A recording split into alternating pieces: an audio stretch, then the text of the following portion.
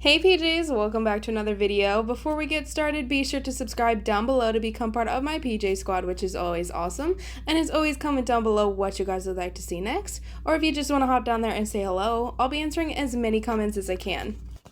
So today I'm reviewing another subscriber slime shop, and this is also my first international slime shop experience. These slimes came all the way from Australia, and I am beyond excited to try this shop. Starting off, I wanted to say that the packaging is perfect 5-star quality, from the bubble wrap to the overall presentation. They sent me 3 slimes, all of which are in these adorable containers that you guys will see, a care sheet, some extras, and a little activator bottle. Everything came securely bubble wrapped and nothing cracked or leaked, and all of the slimes came in these containers with their shop name on the back and the description on the front. Starting off, we have Matcha Oreo, which is a fluffy slime scented like cookies and cream. The slime has a slight green colored base with black glitters added in. I'm not sure where the fill line is for these containers, but all of these were just about halfway full.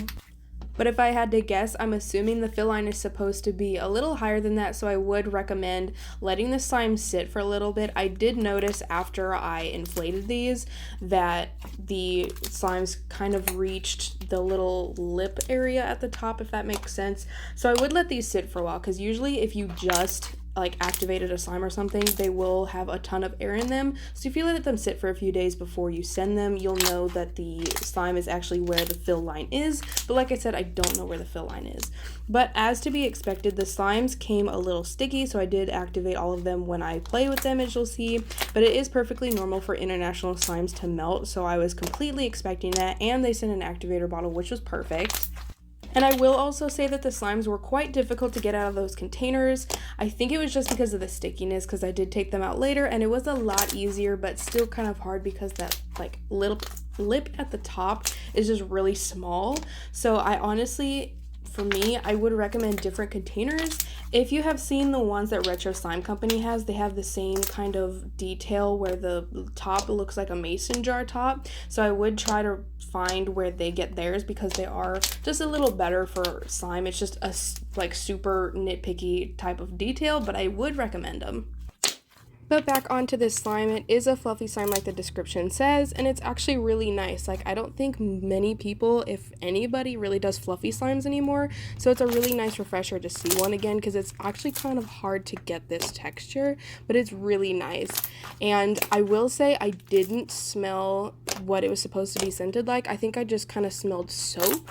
So I would, of course, recommend adding more scent, because sometimes the scent can, it'll seem like it's perfect, but if you let it sit for a little bit, you'll see if it's going to stay or not, especially with cookies and cream or Oreo scents. They just don't like to stay in slimes for some reason, so I would, of course, recommend adding more, just because I can't smell it. But other than that, it is a really nice slime. I'm going to give it 4 out of 5 pajamas, just because I can't smell the scent at all, but other than that, I do like it.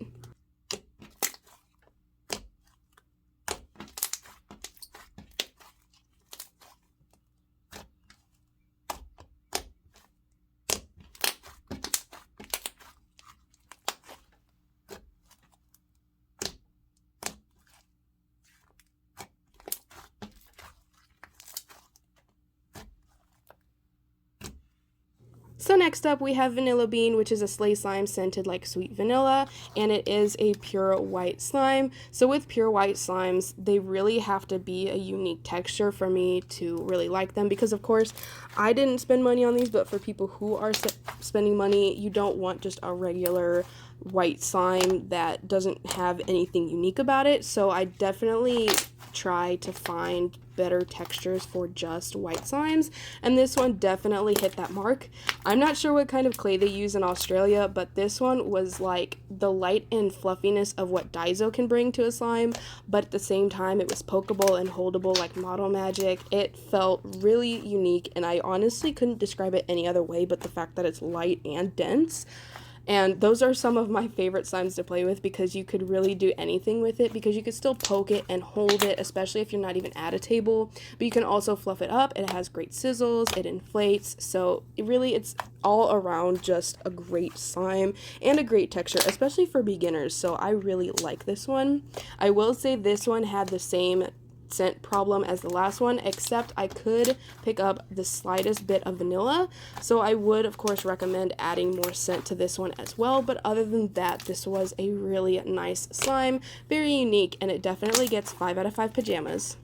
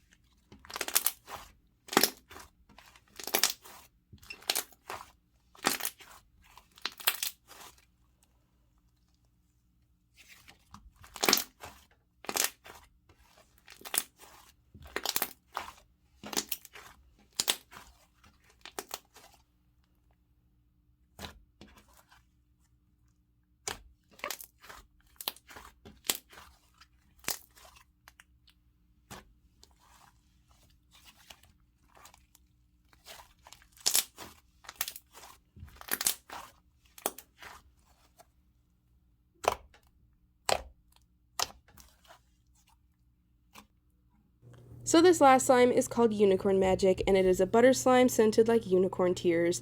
And I looked at the listing, it was supposed to be a tri-colored slime, but it did completely mix in transit, but that's perfectly normal for international slimes, especially from like Australia and places farther away, because this took almost a month to get to me. So I was completely expecting this one to mix, but as you guys can see, when it mixes together, it becomes a beautiful kind of pale-ish blue. It's really hard to describe, almost a sky blue, but a little darker than that. So it is a very beautiful color.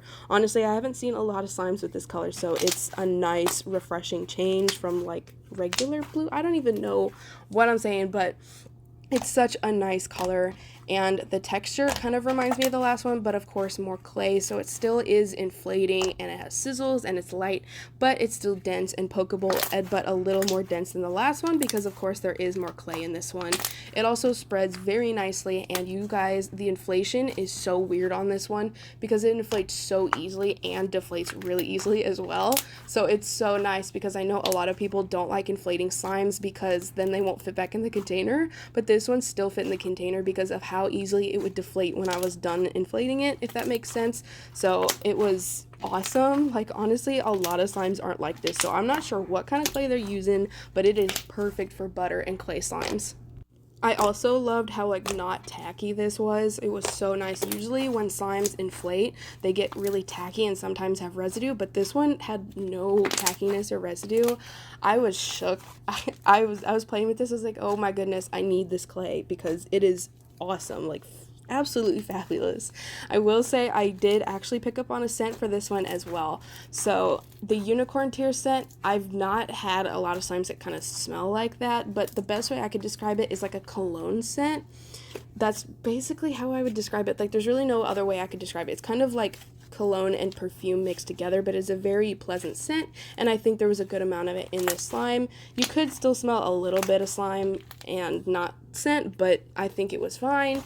Of course, I'm a big fan of having scents that are pretty strong, but it still had its scent and it was nice, so this one definitely gets 5 out of 5 pajamas.